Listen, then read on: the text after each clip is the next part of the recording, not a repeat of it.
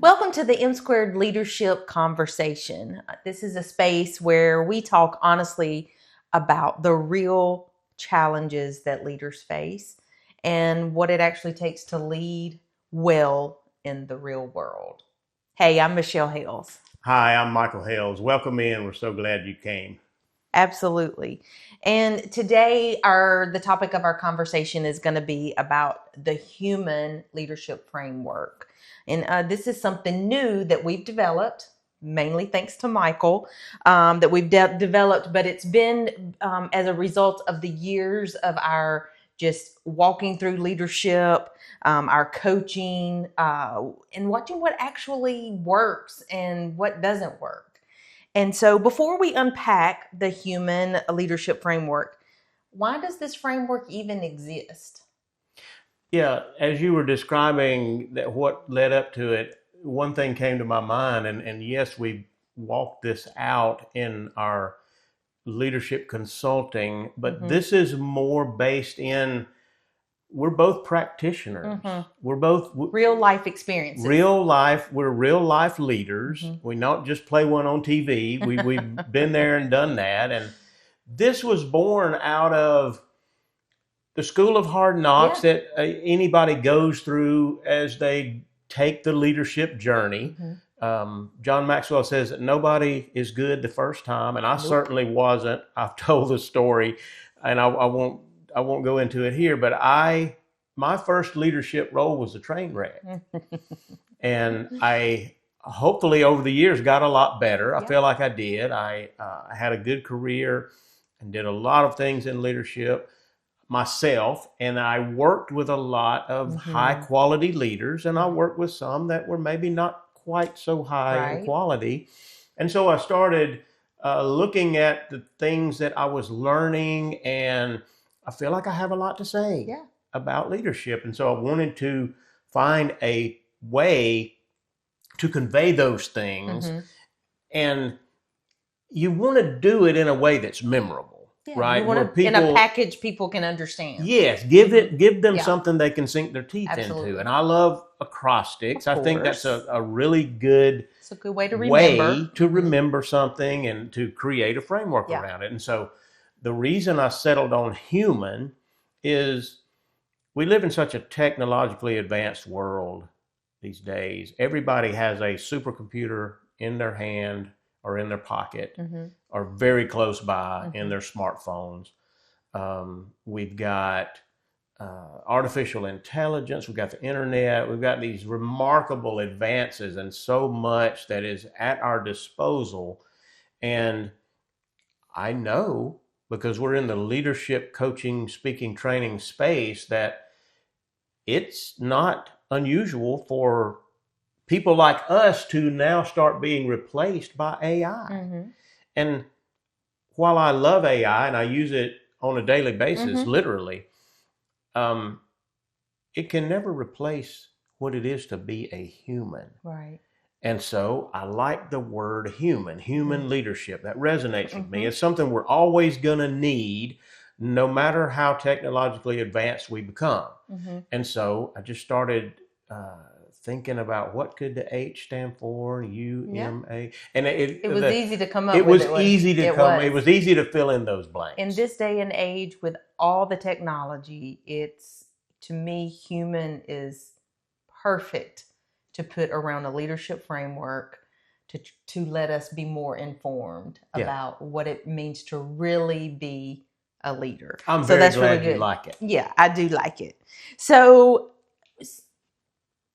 in your past, in your experience, what leadership gaps did you see that would show up really again and again, that maybe this is something that you knew would need to be addressed in leadership training?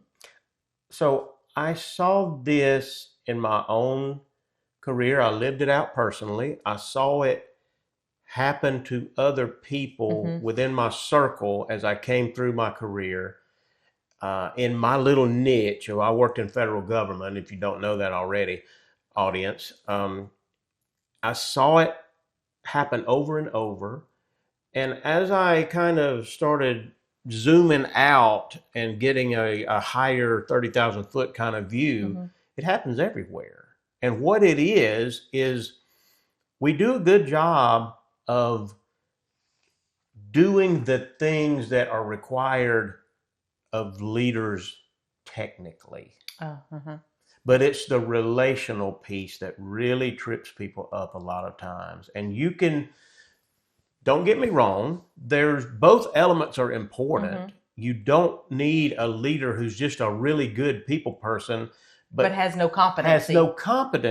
No technical abilities, no skills. That doesn't work. Yeah. But neither does it work to focus too much on the technical piece and lose the people piece, Absolutely. The relational piece. Oh, I love that. That's really good. So what you realized that this wasn't really a skill issue per se. It was a human issue. It's a human issue. Wasn't that convenient? Look how that turned out. So speaking of zooming out, let's zoom out first. Let's walk us through what human stands for and why these 5 elements matter collectively and together and not in isolation. So go through the acrostic for us. Human. All right. H stands for humility. Yeah, that's good. And I really love that H and humility comes first in this acrostic and in this framework, because it is such an important quality of leadership. Yes. And it's one that I think a lot of people overlook, because when you think of a leader, you might think of someone who's really forceful, who's really commanding, and there's nothing wrong with that in its place. But today, especially when there's so much, I mean, we talked about it a minute ago with the automation that we have, these supercomputers, we have the literal combined knowledge of human history in the palm of our hand. We don't really need, people already know a lot. So we don't, if we're going around bossing orders, we're pretty soon gonna run into somebody that knows more about something than we do, and we're gonna make ourselves look silly if we're trying to tell people what to do all the time, instead of going in with a more open kind of attitude and a more an humble wanting to learn, a curiosity that I think comes with humility. And it's not so much let me show you what all I know and put myself up on some kind of a leadership pedestal. So you mean leaders have something to learn too? What? Breaking new ground here. Absolutely, we do. Okay. So what does the U stand for? U is understanding. And this breaks down for me into 2 different sections. It's understanding myself. I need to know what I'm about before I can really be in a position to help anybody else. So there's a lot of ways that you can do that. It's self-awareness, and you have to do a little bit of introspection. You have to observe yourself, kind of step outside and view how you affect a room when you walk in, the kind of wake that you leave behind.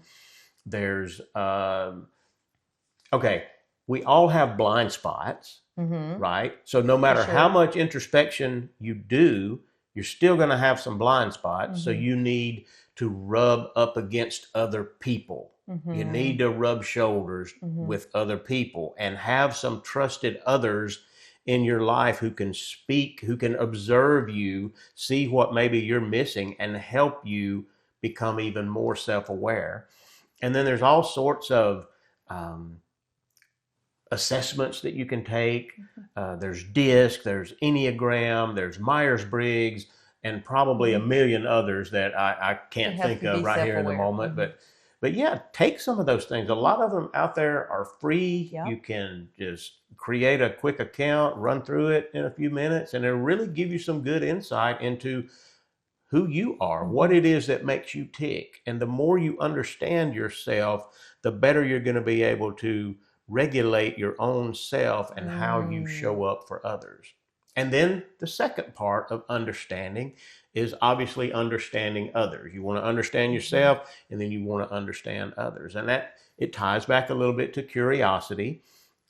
You want to go into interactions with other people, not with your mind already made up, but with a kind of a curiosity about what is going on for them. Because here's something that I've learned.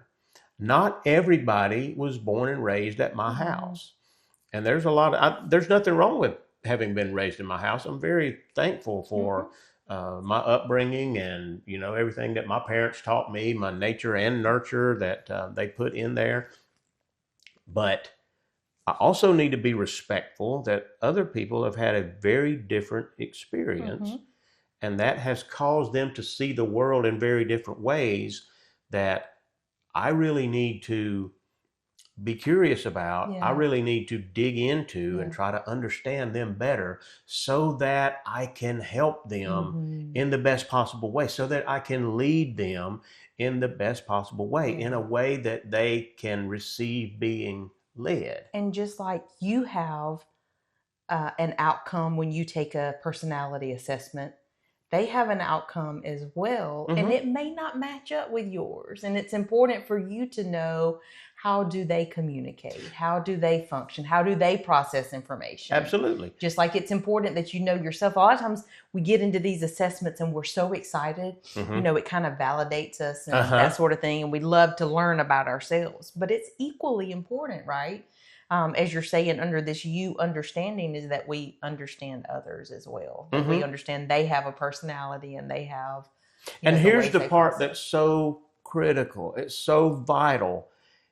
We have to value that other person's perspective and their makeup and what it is that makes them them, just like I want people to value what it is that makes me me. Absolutely. Because we're all in this thing together. And we all have something that we're bringing to the table, and it's valuable. We're all unique. And none of us is as smart as all of us. Absolutely. So we need all of us. We do. We need all of us. So we've got H, that's humility. We got U, understanding. M?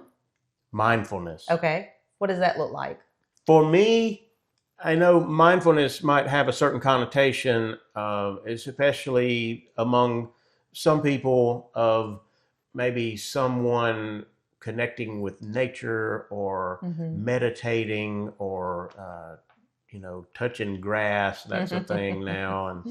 And I'm taking mindfulness a little different direction. Okay. And I'm equating it with intentionality.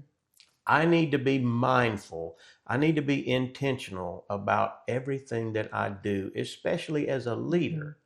Because guess when a leader gets time off, insofar as their people are not paying attention, they're off the clock?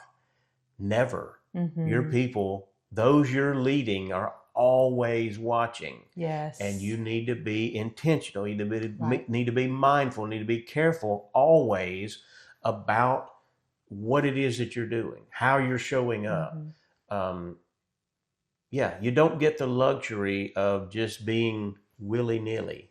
You have to be mindful. Right. And that applies, it kind of really undergirds the entire framework, because you've got to be, our tendency as humans is, if we develop our skills, we get good at something, that'll kind of undercut our humility. We'll get a little arrogant about that. Sure. We need to be mindful to maintain that humility. Our understanding, if we are not intentional and careful about trying to understand that person who maybe gets on our nerves a little bit and irritates us, we won't do it. Yeah. And instead of trying to really understand ourselves and how to be the best version of me, I'll just lay that aside if I'm not intentional about it, if I'm not mindful of it. And I don't want to get ahead of ourselves, but it just undergirds the entire framework. I think mindfulness is so important. It really is. My goodness, this is good. Oh, I love it. Okay, so we've got humility, understanding, mindfulness. What about A? Attitude. Ooh. Yep. That's important. I mean, I don't think anybody that ever watches this would argue that attitude is important. For sure. It's cliche to say it, but attitude determines your altitude. Of course. But you know, cliches are that for a reason. For a reason. It's not for nothing that that's a saying. Attitude is going to affect everything that you do.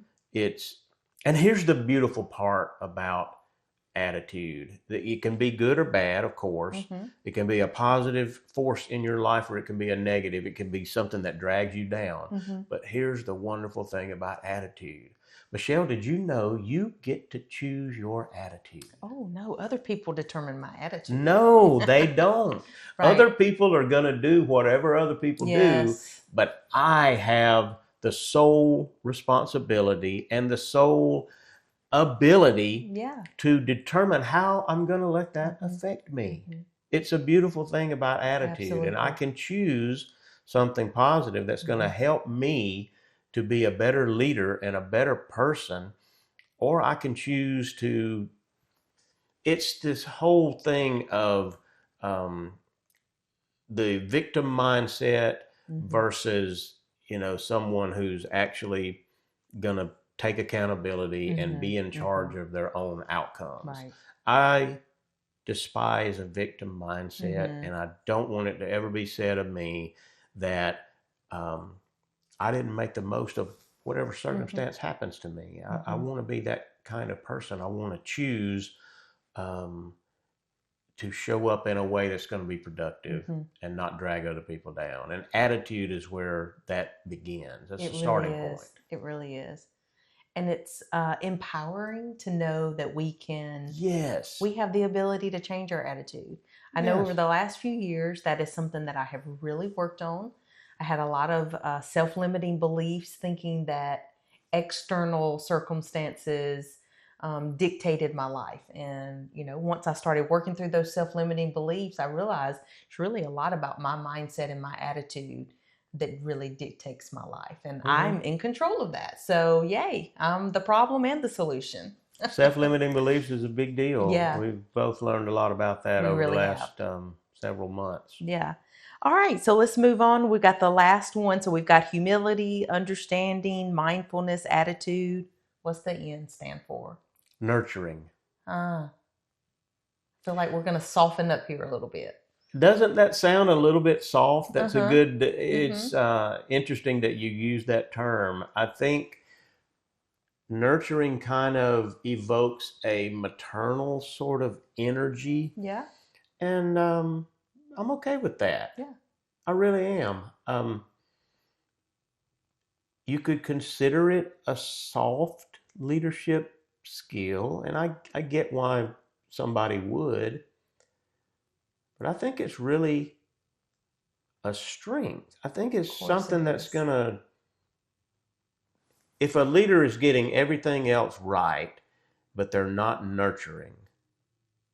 I'm thinking of one particular leader that I've encountered in my life that was very strong in virtually every area of leadership, not so much in nurturing. If you take that leader and you compare them to someone else who's maybe not quite up to their level, but they're really high on nurturing, do you know which one people are going to be drawn to? They're going to be attracted to. They're going to be loyal to, and they're really going to stay with and support in the long term? It's that nurturing leader. Right. Yeah. And I was just going to say, I found that, and I think I know what leader you're talking about, but it's relational. It all comes down to, and all of these are relational, of course, to some degree. Yeah, they're people skills. They're people skills. But this one is really important because people, they really don't care how great of a leader you are in all the areas if you don't care about them. You know, it's like, you don't care about me. You're just, it feels like your leadership can feel like manipulation if you don't have that nurturing factor. Absolutely. And I think as leaders, our heart can really be in the right place. And it goes back to mindfulness, Michelle. Again, and that's the starting point. If you're not a naturally nurturing person, if it doesn't come second nature to you, you may have to work at it a little bit. But it's important that you do, because you're exactly right. And I've heard it said that people don't care how much you know until they know how much you care. Yes. And caring about others and nurturing them. And people want to know, John Maxwell says this, I probably won't get it exactly right, but there's 3 questions that people ask of their leader. And that is, do you care for me? Can you help me? And there's one, can I trust you? Can I trust you? And I think nurturing goes to all 3 of those. Absolutely. People want to know the answer to those questions is an emphatic yes. And when you have a nurturing quality about you, and you're able to, this is a way that you really show you care about them as a person. And it's an important distinction, because the temptation as leaders, especially in high stress jobs, upper level management positions, executives and whatnot, there's a lot of demands on those people. Yes. Those are not easy jobs. Right. And you're juggling, okay, the shareholders, I gotta take care of their interests. I got the board of directors I've got to answer to. I've got my chief executive, whether that's a CEO or a commissioner in the government world, or whatever the position is. Lots of demands. You've got those that you're responsible for. You've got to be concerned with revenue. You got to be concerned with productivity. All these things are vying for your attention constantly. And it's easy to get distracted and lose sight of the people. And the people are the most important thing. Zig Ziglar said, if you help people get what they want, they'll help you get what you want. But a lot of times I think we run right past that as leaders, and we take too much on ourselves. I must do this, and there's certainly a lot to be done, and you've got to pull your weight. But the real way to succeed as a leader is to have your people on your side. Yes. Leaders get work done through their people. Right. They marshal the resources of the people to get the work done. And the more you are helping them to grow, the more they're going to be able to do for you and for the organization. Yes. All right, so we went through the structure. We just have a few minutes left, but I want to do one more thing before we go. I want to see, what does it look like when the element is present, and then when it's lacking. So what that might actually look like. And I know we've talked about it a little bit, but let's kind of put a couple of words in there with it, with each letter. So let's go with humility.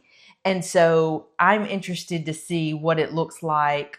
What does this look like when it's present, and what breaks when it's missing?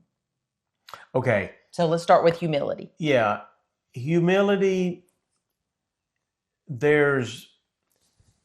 when a leader really has true humility, he or she doesn't care how they appear. Okay. Some people, I think, are a little afraid of humility because they think it might make me look weak. Humility is never going to make you look weak as a leader. It makes you look secure. It has built-in authority that comes with it. It enhances your authority when you have humility about you. I was just thinking about some of the best leaders I've worked with, and they don't mind admitting when they're wrong. Yes. Or, they'll be like, I made a mistake. Let me see what I can do.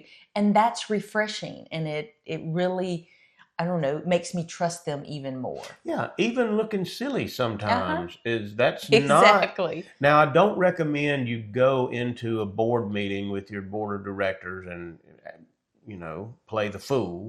That's still a level of professionalism that's needed. Absolutely. Yeah. But if you make a little mistake or something, mispronounce a word, or be able to laugh at yourself a little bit. Yeah. I love that. Okay. So what about with understanding? What does that look like really when it's present? Yeah, I think people will say Especially if you're the boss, Mm-hmm. people will tend to tell you what they know you want to hear. Mm-hmm. So with understanding, you got to go a level beyond just hearing the words that Oh they yeah. say. Mm-hmm. Pay attention to their facial expressions, Mm-hmm. Their body language. which goes to another important point is don't let everything be virtual. Oh yeah. I Mm-hmm. mean, I love email, I love text and Mm-hmm. instant Mm-hmm. messaging and all of that. It's very convenient, but that doesn't need to be the only way you ever Yeah. communicate. Yeah. There's nothing like getting face to face with somebody so Mm-hmm. you can really kind of get a feel for Right. what's really What going on with energy them. they're really putting off and Yeah. everything. Yeah. That's really good. All right. And then with mindfulness, what does it look like when mindfulness is present? So mindfulness helps you and I guess allows you to do things on purpose. Yes. So much of our, the things that happen in our daily lives, especially as leaders, we're pulled in all sorts of different Mm-hmm. directions. And if we're not careful, we can become very reactive. Yes. And that's a dangerous place to be in as a leader Mm-hmm. because you lose control of where it is that you're trying to Mm-hmm. go. I love the old important versus urgent Yes. matrix. Mm-hmm. And the things that are really important often fall into the non-urgent Mm-hmm. quadrant. Mm-hmm. And so you have to be really intentional to pay attention to those things, or else you'll find yourself in the urgent category all the time, even if it's not important. The urgent will capture your attention and you won't be able to break out of that. It'll be little fires that you have to put out all the time. Yes. I love that. You know, I'm a planner. Mm-hmm. I love to have a good plan. So this is where mindfulness, to me, I get excited about that part because I think we should have a plan for everything we're doing. Mm-hmm. I'm not ashamed to admit we bought us a really big calendar for the entire year. And we spent the first part of the year, just a few days ago, we came in here and we planned out all kinds of things, including our fun stuff. Yeah. With the ways we're going to learn, the things that we're going to try to give and do this year, and then the ways that we're going to spend time together and grow as a married couple. It's mindfulness being lived out in real life. Absolutely. I'm proud of us for that. Yeah. All right. So our attitude. So what happens when we have a good attitude versus when we have a bad attitude, whether it's in the office, in the family? What does that really look like? So as a leader, we talked a little bit earlier about mostly ways that attitude shows up for us personally. And as leaders, we are obviously people and we need to have a handle on our attitude for our own personal, outcomes and the way we show up as a person. Yeah. But as a leader, it is exponentially more important because attitudes are contagious. They are. And whatever attitude you exhibit as a leader is going to rub off on your team. So, if you're having a bad day and you decide to let it show, guess who else is going to have a bad day? Everybody that you come in contact with, because they're looking up to you. They're taking their cues from you. Right. That's so good. It also multiplies the amount of good that you can do just by showing up with a good attitude. And especially when there's turbulent times in the company, the organization, the more you can give a good attitude and show the positivity of the way you're handling things through turbulent times, even if the company's in trouble or the organization or the government's in trouble in some way. I work in government now and we're going through all kinds of changes. But the fact that my managers are like, we're going to make it. We're going to, their attitude through it is really, really helping. All right. So let's move on to the last one. Nurturing. We talked a little bit more in depth about this one before, but what happens when nurturing is at a deficit? So it's about your people. It's about, we talked about this in that if you are overly focused on results, that will cause you to neglect your people Mm-hmm. instead of nurture them, you got to flip that lens. Yes. And get it off of you and off of really even the bottom line sometimes, Mm-hmm. because your people are more important than profits. Yes. People are more important than Don't forget productivity. that. That's so This important. is off the top of my head, and And there's just preach a probably little other bit. P words that people are more important than. People are more important than anything else that goes Mm-hmm. on in our businesses and our Mm-hmm. organizations. And it's all about your people. Mm-hmm. Develop them, train them, invest in them. And the more you do that, the more they want to give. It works. It really, really does work. Yes, it absolutely. does. All right. So thank you for going through that with me. We might not have did it as quickly as we thought we would, but so here's one of the things that I wanted to do right here at the end. Leaders might be thinking, this all sounds great, but where do I start? How should someone begin applying the framework and, applying our human framework without feeling overwhelmed?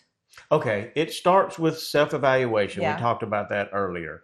You can look at the framework and kind of take a look at your own life and your own leadership, and you've got some kind of an idea of how you're doing in these areas. Pick a spot where you think you have a gap, and okay, this is somewhere that I can start working. I can start working on this. I can start getting better at this. And I think I would also suggest identify where it is that you're already doing good and ask, where can I take it to the next level? I love that. So if someone listening wanted to reflect honestly, and I think that's the key, we kind of have to be honest with ourselves before we can get to where we want to be. What's one question they should ask themselves after this episode? I think it's what we just talked about. Where am I falling short? And what is one thing that I can start doing right away? And this is so important. If you can do all the self-reflecting in the world that you want to. You can do all the self-assessing. You can have all the great thoughts. You can have ideas.